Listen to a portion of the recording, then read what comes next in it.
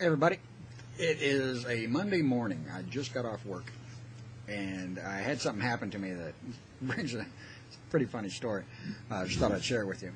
But whenever you hear about, Jewish oral tradition, how they handed down stories of Moses or Elijah or Jesus or whoever, how it was so accurate because they were serious about their oral tradition, and they memorized that stuff word for word. There's no way it could have been altered, or nobody could ever make a mistake or add to the story or anything like that. And it's laughable. It's something I do laugh at every time somebody tries to tell me that, because every other time that I see some story or whatever, get passed on orally, a little bit gets changed here and there and embellished and things like that. So this story happened last Friday, the Friday before today, so 3 days ago. 3 o'clock in the morning, it's lunchtime for third shift where I work, and everybody had just left for lunch, and I was going to fix this one last thing, and then I was going to go. And everybody left without me knowing. I was kind of in a different area from everybody else.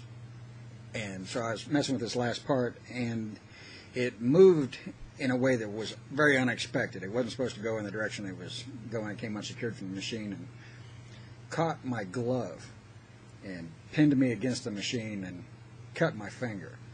I didn't know how bad because my hand was pinned up underneath this thing. But I could see blood on the glove, and I'm like, man, I hope I didn't cut my finger off. So, I got the machine stopped and everything, but I couldn't reach the button to reverse everything to get my hand out. And I didn't want to just try yanking my hand out of my glove because I didn't know how bad my finger was.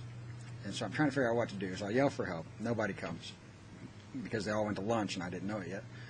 Because we're not allowed to wear wristwatches or anything else like that. You can't wear jewelry or anything. But we can wear gloves around machinery.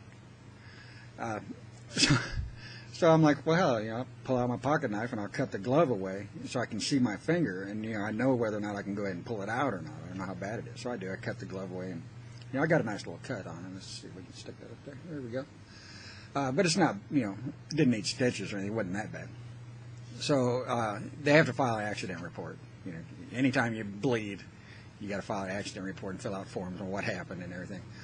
So in the morning, I explained the story to the human resources guy and the president of the company, I think you call him the president. It's kind of a subsidiary factory of another one. I guess he'd be the plant manager, I guess. I don't know. I don't know what his exact title would be, but he's the head guy at the plant. So him and the human resource guy are there. And they're the only ones I told that I had to cut my glove away. Everybody else I just told, yeah, I got cut. Didn't think nothing about it. But when I had to go through the exact, we're writing it down exactly, step by step what happened, I told them, well, yeah, I did have to cut my glove away to get out.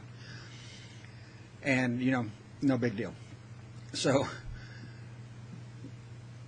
last night when I came in, day shift, was leaving, or second shift was leaving.